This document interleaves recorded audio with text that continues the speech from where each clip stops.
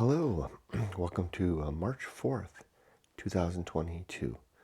I'm Kurt, and this is my daily good life meditation, an activity that I do every morning, first thing after I get up, to remind myself of my life objectives and principles, and to see how I did applying those to yesterday's challenges. Also, how did I sleep last night? And then, to plan for the coming day. First, last night and yesterday. It hardly bears mentioning anymore that I didn't sleep well last night. It's the usual, up an hour or two before the alarm at 5 a.m. Again, work. I was literally thinking about how to communicate to the participants in the first wave of the migration that I'm planning. What a ridiculous thing to be thinking about it. Sometime between 3 and 4 a.m. But nevertheless, that's what I was doing. And I was fully awake. So I don't feel so rested. But there was a nice thing in the middle of the night. If you like that sort of thing. A big desert thunderstorm came through, pouring really intense rain and lightning and thunder up on the peaks. That was nice. I mean, again, if you like that kind of thing, who doesn't? Well, I guess the coyotes out there in the desert, they probably didn't enjoy it very much. Let's talk about yesterday, another average day. I'd give my productivity a 5 on a 1 to 10 scale. Normally my productivity level is an 8 or a 9. I'm pretty good about keeping pretty busy. But I hit a wall in the afternoon yesterday, and I just couldn't climb over it. Has that ever happened to you? You just kind of like, I just can't get, and I felt like crap because of it. I felt really guilty. I mean, I sat at my desk and I tried, but I made slow forward progress. So I've set a good resolution today. It's a Friday working day, so I don't have any meetings today. I have like 4 things, or maybe it's 5 that I'm planning to do today. Ambitious things. It's the kind of stuff that I'm not going to even remember or think about when I'm on my deathbed. But I am a working man, and working man's got to do his job. So I'm going to roll up my sleeves even further, buckle under and do it. Plus, it's a Friday on. That's a special day. That's the day that Yumiko and I have lunch together. Both of us typically have our lunch at separate times in the kitchen. Sometimes we'll have it together, but our schedules are a little bit off. I start earlier than she does and finish sooner. But on Fridays, when we're both working, we go out, and I think we're going to go to BJ's for burgers this afternoon, around noon, which is just down the road. It'll be our first time to go there in this area. I feel like there was a lot that went on yesterday. Oh, I did finish Lucretius's On the Nature of the Universe and added it to my special bookshelf up there. That special bookshelf on the top is the one where I keep my short list of recommended readings. If I was to meet my 16-year-old self again and say, okay, dude, read these, rather than all the list of everything I've ever read. Oh, I need to add that to the reading list too. Update that list. I would just have this short list, and it's 13 volumes, 13 books. Just enough to keep on one page at the end of Going Alone. There's there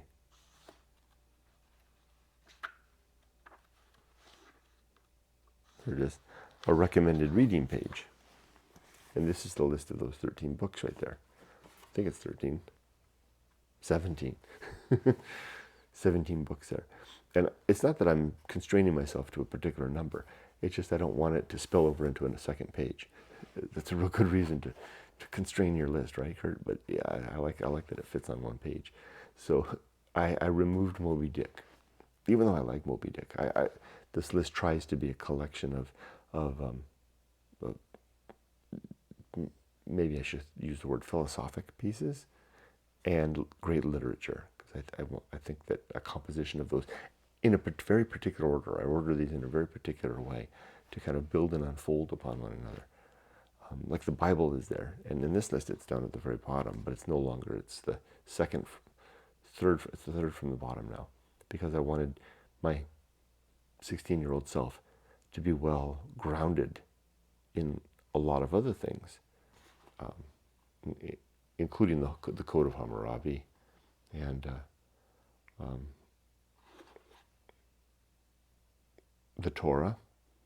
And there's another one in there that I thought was important. Oh, it's probably because this is an old copy. It's not in there. Anyway, my idea was that if my 16-year-old self were to read these in this order from age 16, two things would happen. One, they would have a very useful worldview and perspective and experience of some very great literature stuck in their head, my head. And then the second thing would be that it would start a lifelong habit of reading, kickstart it, prime the pump. So because adding the nature of the universe to the list would have caused this to spill to the next page, I took off Moby Dick. So I think Moby Dick's great, but I've got a couple of books I've got the Grapes of Wrath and the Scarlet Letter. Is the Scarlet Letter in there? Yeah, it's in there. And then also very, very importantly, The House of the Seven Gables. And I know there's lots of different great literature you could add. These are just my picks. So there's that. And I added, if you're wondering where I put Lucretius's work, I put it at the very end. It's just,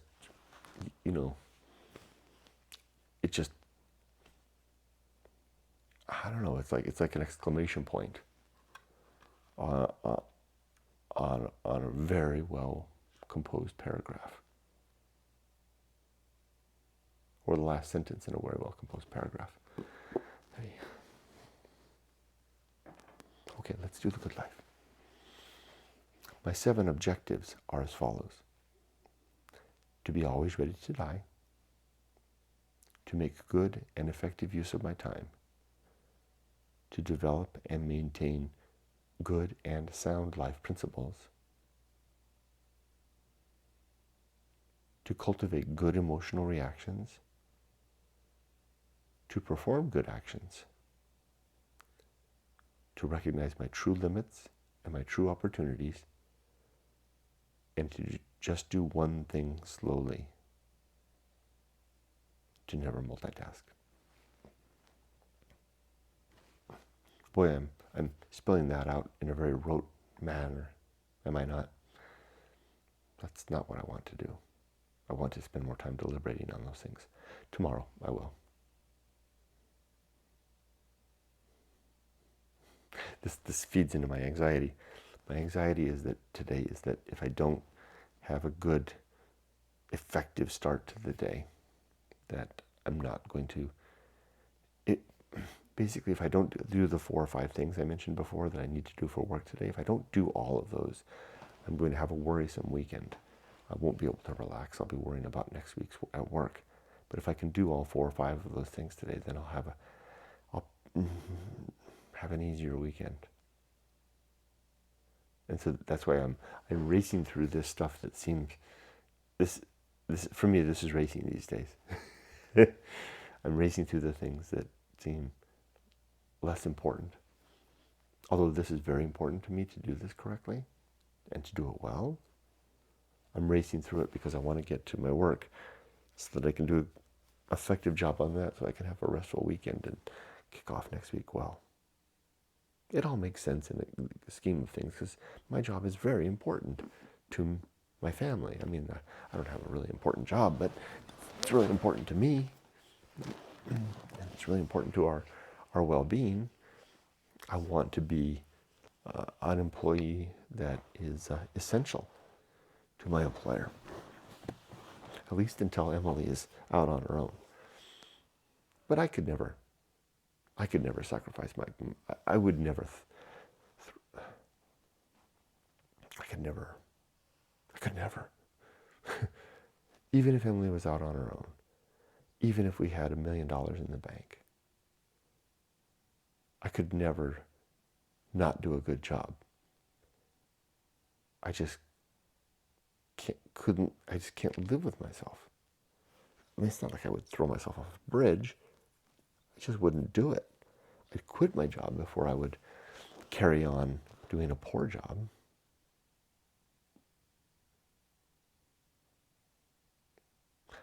I guess that's my nature then. I have to remember that. Apply two principles. The principle of nature. It's my nature to be highly invested in the quality of my work. Such to the point that I can't sleep at night. Even when it's over stuff that's going fine. My projects are going fine, and yet I can't sleep at night. That's my nature. And the other part of my nature is my true limits and my true the other element, other principle is my, this is an objective, is the recognition of true limits and true opportunity. That's my limit. I can't seem to overcome that, and I don't know if I want to overcome that. That's how I want to be. I'm proud of being that type of person. And since I only have a couple more years of work left, I guess, 2, 4, 5 maybe, five at the most.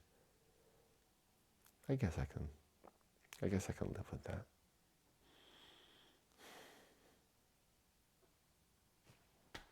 Back to my principles. Let's begin my principles. Number 1 is the principle of war, to always be fighting against the things that I think are true.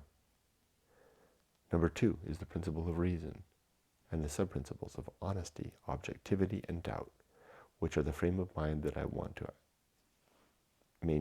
build and maintain in approaching the world, so that I deal with the world in a reasonable manner.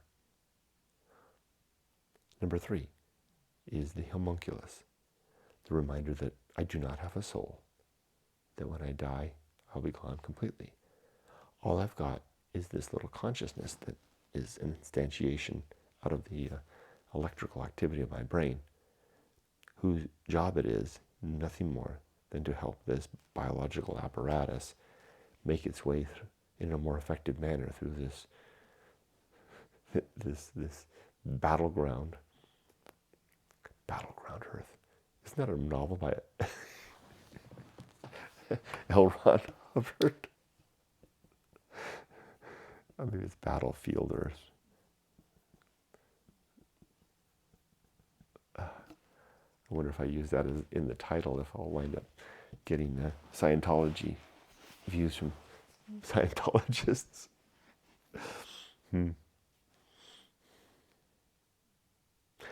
Okay, then the next principle is the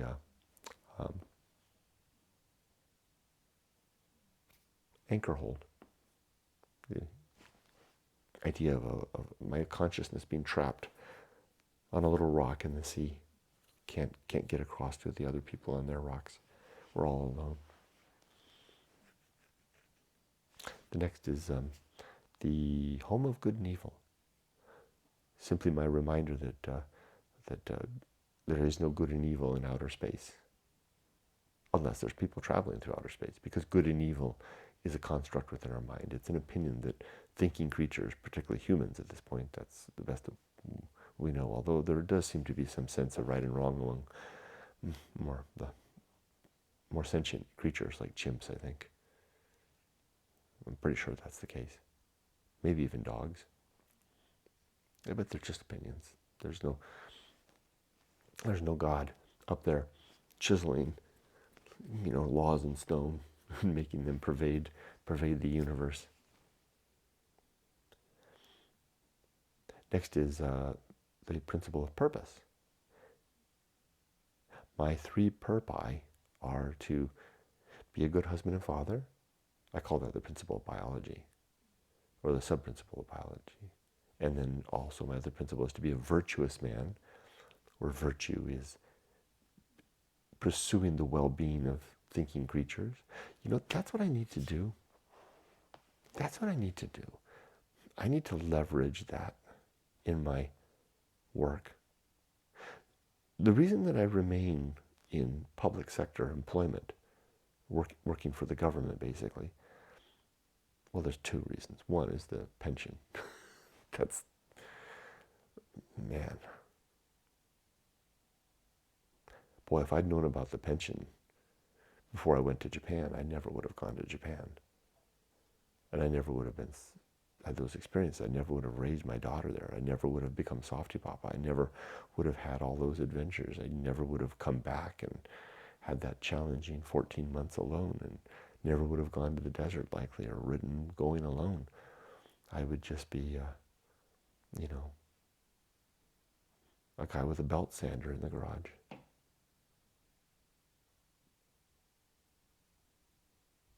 And a really nice pension. I'd be retired probably this year with a huge fat pension if that had been the case. Because I'm watching my fellows at work do that, the ones that did put in 25 years in, and they're retiring at my age now. I can't do that because I did all that other stuff. Interesting trade-off, that, huh? And I see those guys because I can, out in the golfing, and I can see out the window in the back, men my age on a Wednesday at 10:30 in the morning. Lining up and putt, and I go. I want to do that. Well, I don't want to do that, but I don't want to do that. The work I'm doing, but I have to do the work I'm doing because I didn't prepare for that. Anyway, I totally off tangent here. What I meant was, the other reason that I do what I do is that rather than working in the private sector, where I could actually make more money in the private sector, but I wouldn't enjoy the pension build-up, which is my only salvation. Help me, Obi-Wan Kenobi. You're my only hope. The other thing is, I get to do really good things.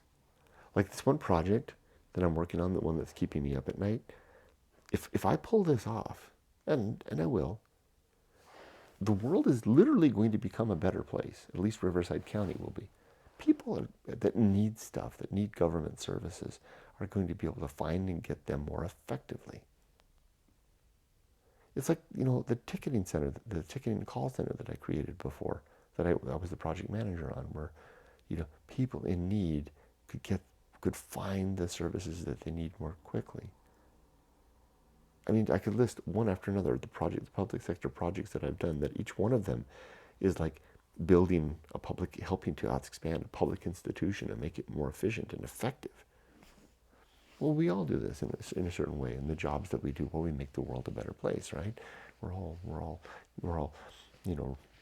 rendering order from chaos.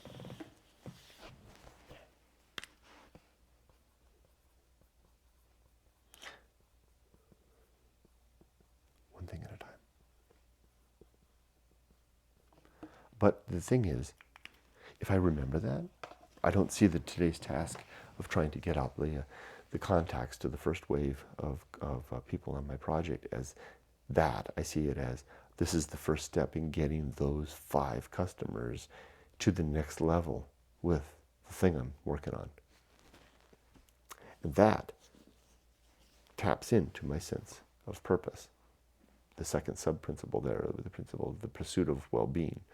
I'm pursuing the improvement of well-being for the citizens of Ventura, which has a ripple effect throughout. Wow, that's a heavy-duty thought. I need to find a way to frame that idea and put it up there on the wall above where I sit so I can see that all day.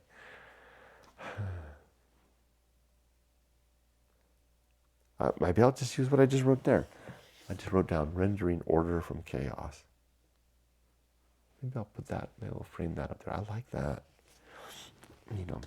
Which I know it violates the second law of thermodynamics, but it doesn't, because the second law of thermodynamics applies to closed systems, and the earth is not a closed system, it's an open system. Energy is constantly coming in from the sun, so we can render order from the chaos in an open system. How did I get there? Okay, the third sub-principle is to oh, my mission. My mission, which I could say is also that, to rendering order from chaos, but it's also the promotion of my book, Going Alone, available on Amazon and at goingalone.org. It explains my journey, my adventure, the thing that I did instead of fattening my pension for 10 more years. The reason I still have to work today. But it has all these objectives and principles in there too. Okay, back onto it. The next is the principle of nature. Everything has some particular nature. And then the principle of the pirate ride. And the free will is an illusion. We're not free. And then I'll just leave it there. Let's lay that there. We're not free. Walk away. Wait, what? That's all you're going to say? Okay. After that comes maturity and the sub-principles of wisdom and fortitude. Then the social principle, where we need each other. Principle of public speaking, to be very careful about what I say and write and the words that I use, and to never gossip. And then temperance and the sub-principles of suffering, simplicity, and apathy. Really got to move apathy. And then the principle of the horror show. Life is an appalling horror show. But there's also a lot of good in there too, and we can do stuff to alleviate that horror. And my work to render order from chaos is a good example of that. I'm working to alleviate horror for some people here in Riverside County that are really having difficult lives. Wow, I get to do that. Well, we all do it in a different way, right? But I get to see very immediate results as a result of my job.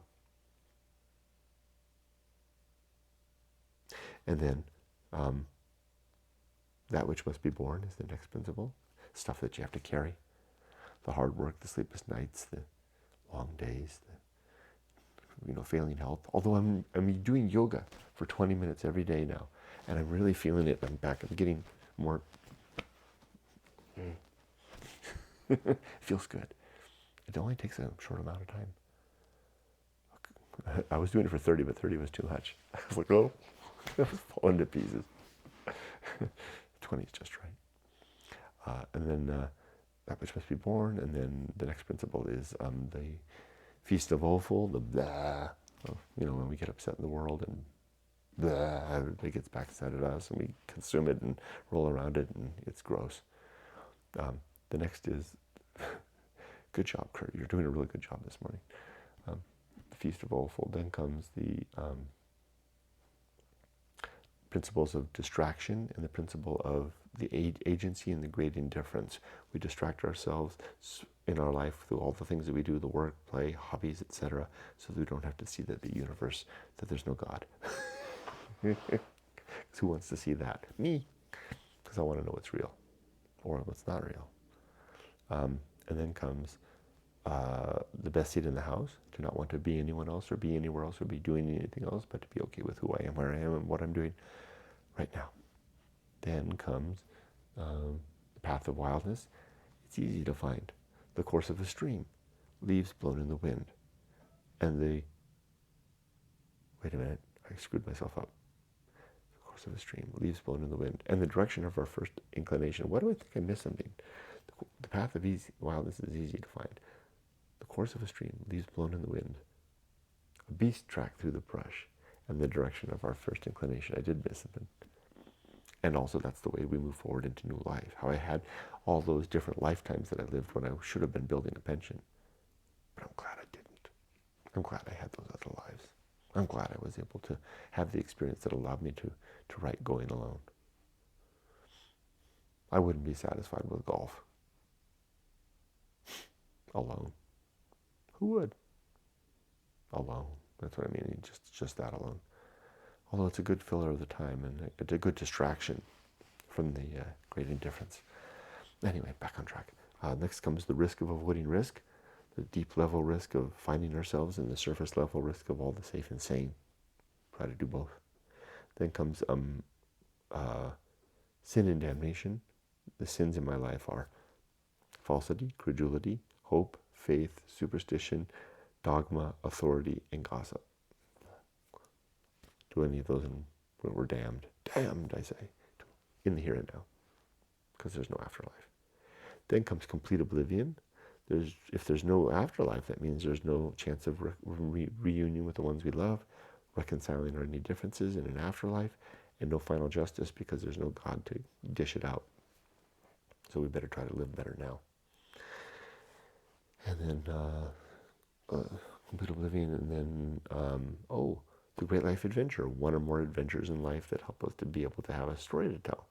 And that's the next principle, which is the public principle of the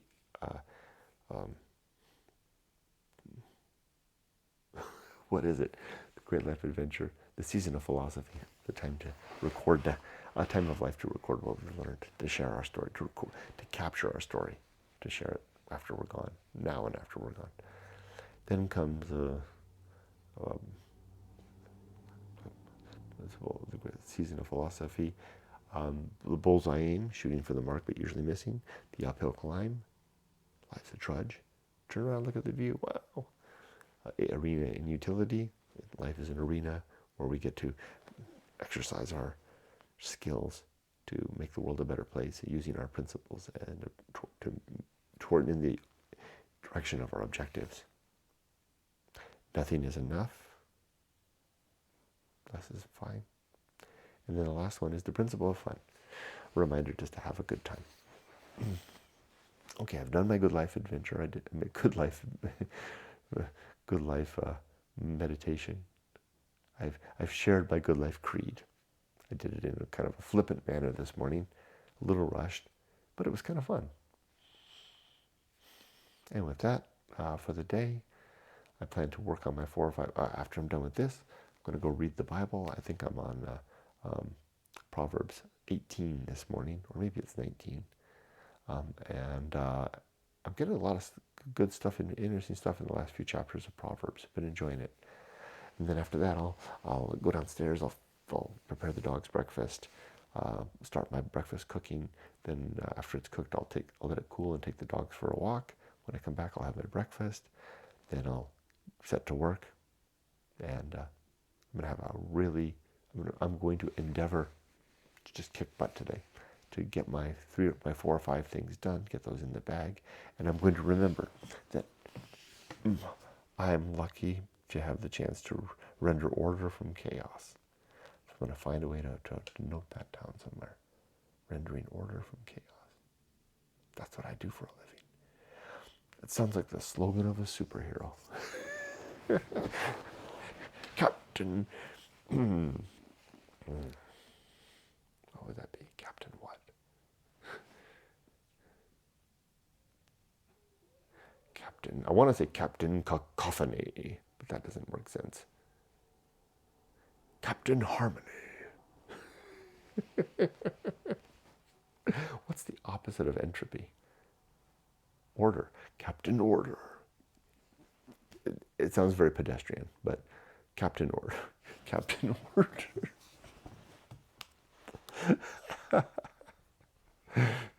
Captain Order. Rendering order from chaos. Maybe there's something better. Anyway, I'll leave it at that. Have a good day. Be safe, but not too safe.